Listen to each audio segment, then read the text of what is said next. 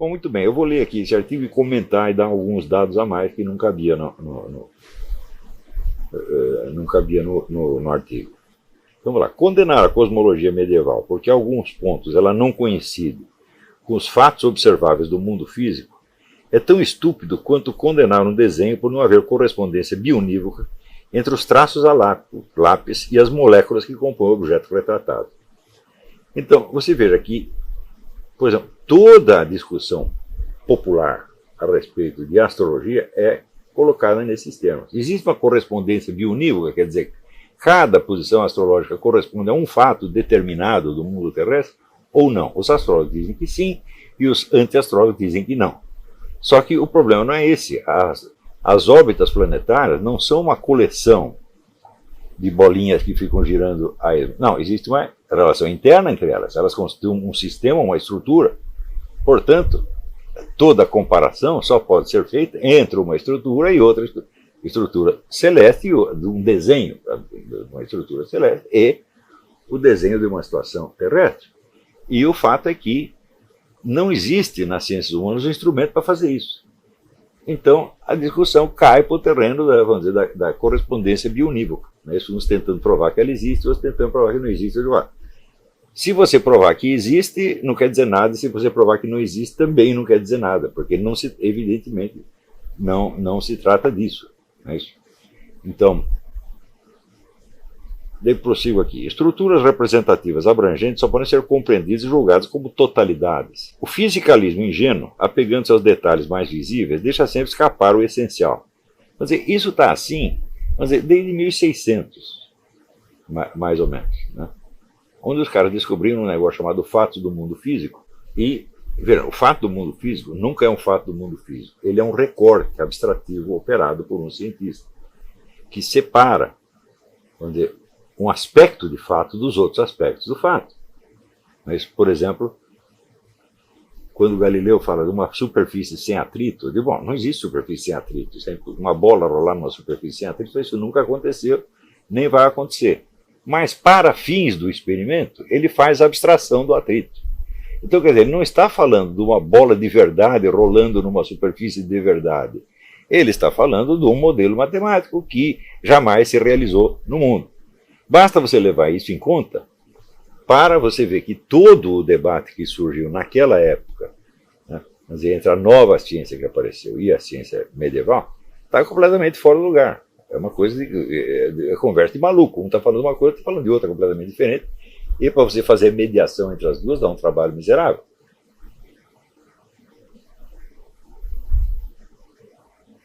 Então, a física de Aristóteles foi rejeitada no início da modernidade porque dizia que as órbitas dos planetas eram circulares e não elípticas, como provou Kepler, e porque sua explicação da queda dos corpos não coincidia com a de Galileu.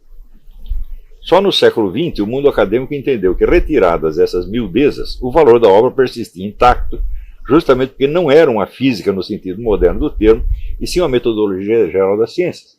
É uma coisa que qualquer leitor inteligente da física percebe. O Aristóteles não está fazendo uma ciência física, ele está discutindo as condições para o conhecimento do mundo físico. E as observações que ele faz são certíssimas, embora pareçam contrastar com alguns hábitos modernos. Como, por exemplo, ele diz que ele é contra o método matemático porque não há medidas exatas em parte alguma da natureza. Muito bem, levou 4 séculos para os caras entenderem isso quando a física quântica veio e demonstrou exatamente isto. Né? Só que, na época, estava a onda de matemática. Né? Newton coloca a regra de que qualquer pretensão de teoria científica que não passe no teste matemático não deve ser levada a sério. Tá certo? E todo mundo acredita nisso, e existe uma idolatria das matemáticas durante 3 séculos. Né? Até você chegar, vamos dizer, ao tempo da física relativista e da física quântica, que mostra que as coisas são, vamos dizer, você chega no máximo a uma aproximação estatística, que era exatamente o que Aristóteles estava dizendo. Acontece que no tempo de Aristóteles você não tinha instrumentos matemáticos para lidar com essas sutilezas estatísticas. Esses instrumentos foram criados nesse ínterim. Então, Aristóteles, vendo que não havia quantidades exatas na natureza, ele afasta o método matemático. porque no tempo dele esse método realmente não estava pronto para lidar com essas coisas imprecisas. Depois criaram esse instrumento e, portanto, a objeção aristotélica deixa de valer. Ela valia para a ciência do tempo dele, não vale mais agora, porque agora nós temos meios de... Quer dizer, esse meio foi o quê? Foi o cálculo inventado pelo próprio Newton e por Leibniz, né, que permite chegar a aproximações que antes eram absolutamente inconcebíveis. É isso? Então, bom, agora nós temos o cálculo, então nós podemos usar o método matemático de novo. Mas tudo o que Aristóteles nesse item falou sobre a observação e conhecimento da natureza continua válido. Só que, porque não havia correspondência bionívoca, né, entre cada frase de Aristóteles e cada fato científico observado, jogaram fora. Então, isso é claro que isso é uma perda, quer dizer, deixaram de compreender coisas que eram importantes de compreender e que talvez os tivessem colocado na pista certa muito antes, se tivessem continuado prestando atenção. 4 séculos de orgulhosas cretinices científicas haviam tornado incompreensível um texto com o qual ainda se pode aprender muita coisa. E aqui eu cito esse congresso feito por ocasião de, acho que 2.500 anos de Aristóteles, pela Unesco. Pensez avec Aristote, quer dizer, uma coleção de trabalhos. A maior parte dos contribuintes não são filósofos, são cientistas, no sentido estrito, são biólogos, são matemáticos, etc. E a conclusão geral é essa: olha, nós perdemos muita coisa a hora que jogamos esse livro fora.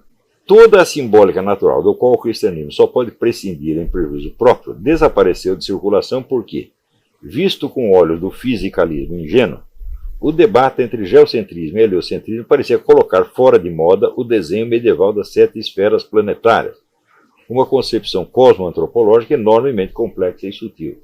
Bom, muito bem, o simples fato de que o céu visível ao olho nu continue aparecendo como aparecia para Ptolomeu, deveria fazer as pessoas pensarem um pouco. Quer dizer, é claro que você, vendo as coisas desde outro ponto de vista, aliás, imaginário, e fazendo os cálculos, você obtém uma outra representação do mapa celeste.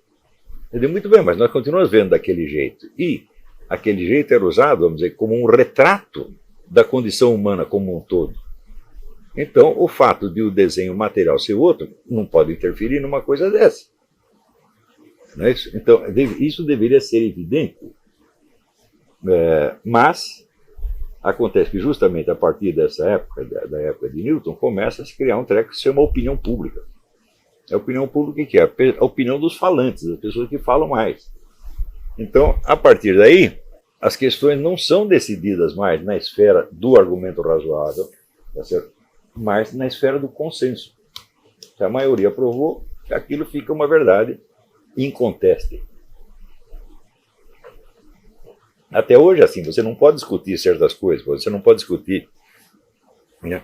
Quando você diz uma coisa óbvia, por exemplo, a respeito do evolucionismo, olha, não existe não existe uma única prova laboratorial que confirme o evolucionismo. Nada, é zero. Não tem nada, né? Também, mas aí não existe uma única prova matemática de que a evolução, como eles escrevem, seja possível. É o exemplo dado pelo David Berlinski, né? Você começa a criar vacas na água e algum dia elas vão virar baleias, dentro de apenas alguns trilhões de anos, né? Quer dizer, quantas transformações não seria necessário fazer na vaca e quantas transformações falhadas não haveria no meio, de maneira que no registro fóssil você teria que ter trilhões de cadáveres de vacas baleias falhadas. Não é assim uma que parece com uma, né? Ah, está aqui o elo perdido. Fala, peraí, um elo perdido não resolve. Um processo de 3 trilhões de anos, né? Como é que você vai tampar o buraco com um elo perdido? Fala, isso é impossível. Então, quer dizer, essa questão, no meu entender, ela vai ficar em aberto para sempre. Porém, o simples fato de você dizer isso, que é uma obviedade, que ninguém é capaz de contestar, já enfurece toda uma categoria profissional que precisa do evolucionismo para viver. Então, não há mais condição de uma discussão séria. Mesmo a própria ideia de consenso, né? Bom, quantas pessoas você precisa para formar um consenso? Quantas estão de um lado, quantas estão do outro? Essa conta nunca foi feita. Tá certo? Então, O consenso são as pessoas que falam mais, que têm mais presença na mídia, ou que controlam publicações científicas, etc, etc.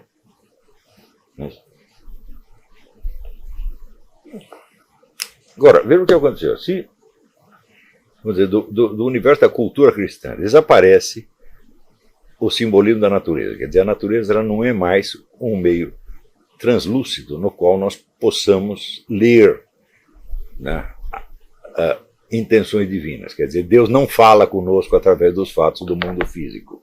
Ele só fala na Bíblia. Bom, se ele só fala na Bíblia, filho, então você tem que aceitar a reforma protestante. Acabou tudo, só a Bíblia fala, só a Escritura e acabou. Então, muito bem, a reforma protestante foi anterior a esse processo. Mas, se a Igreja Católica não tem mais como ler os indícios nos fatos da natureza, bom, então só resta ler a Bíblia e acabou. Teria que concordar com a reforma protestante. Em segundo lugar, desaparecendo o simbolismo da natureza, desaparece automaticamente o significado dos milagres.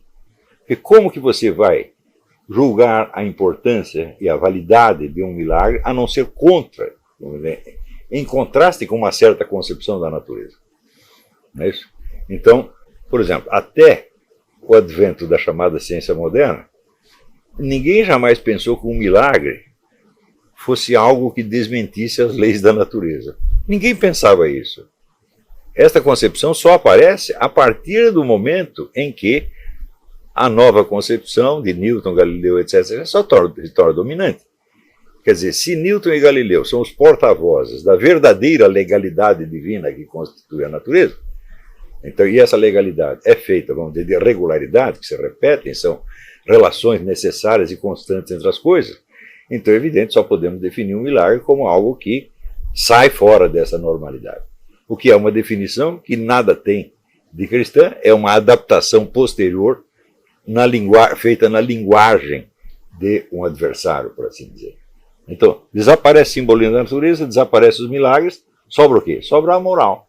Então, vamos dizer, a moral cristã de fato não mudou durante esse período e ela se torna, então, vamos dizer, o conteúdo único da pregação. Você vê que hoje você encontrar um padre que fala de milagres, é ele próprio um milagre. Né? E, curiosamente, isso numa época onde a própria ciência desenvolveu instrumentos muito mais sutis, muito mais aprimorados, muito mais exatos, acurados do que antigamente, para estudar o fenômeno dos milagres, como é o caso que você vê nesses vídeos do Dr. Ricardo Castanhon, que eu acho que são coisa indispensável, tá certo? Então, na conferência O que é um milagre, eu expliquei que você definir um milagre como algo que viola as leis da natureza é um absurdo total, porque isso pressupõe que você conheça todas as leis da natureza, que você de fato não conhece, a própria ciência admite. O que ela conhece é um fragmento. Então, como é que você vai saber se aquilo que parece violar uma lei X não está obedecendo a uma lei, vamos dizer, mais universal, mais genérica? Você não sabe isso. Tá certo? Então, é claro que o milagre não pode ser explicado nem definido desta maneira, mas, de certo modo, a própria palavra miraculum, quer dizer que aquilo que merece ser observado, aquilo que merece ser visto, já está indicando, né, para você que o milagre é algo que não é só algo que acontece no mundo físico, é algo que fala a você, é algo que vem com um discurso subentendido. Quando você vê que, por exemplo, você vê o caso daquela menina que enxerga sem pupilas, né? Muito bem, ela enxergar sem pupilas é sem dúvida um fenômeno biológico extraordinário, mas é o tal negócio. Essa menina ter ouvido falar do Padre Pio, ter acreditado no Padre Pio, fazer uma peregrinação até lá, tá certo? Encontrar o Padre Pio, tudo isso não é um fenômeno biológico. Por que ela fez isso? Hein? Por que ela não foi procurar, por exemplo, sei lá, o Henry Cristo ou o Bispo Macedo, né? Que fazem promessas, né, fantásticas, né?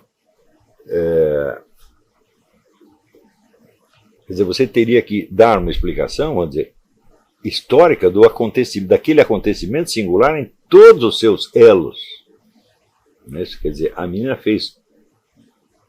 Ela pediu algo, ela não só pediu com a boca, mas ela foi buscar e houve uma resposta. E isso é a coisa fundamental no milagre. Quer dizer, não tem como você estudá-lo só pelo aspecto da ciência física. Você precisaria fazer uma conexão. E essa conexão entre os fenômenos do mundo físico e a intencionalidade divina, isso está o quê? Está no simbolismo da natureza, meu Deus do céu. Se não está ali, não está mais em lugar nenhum.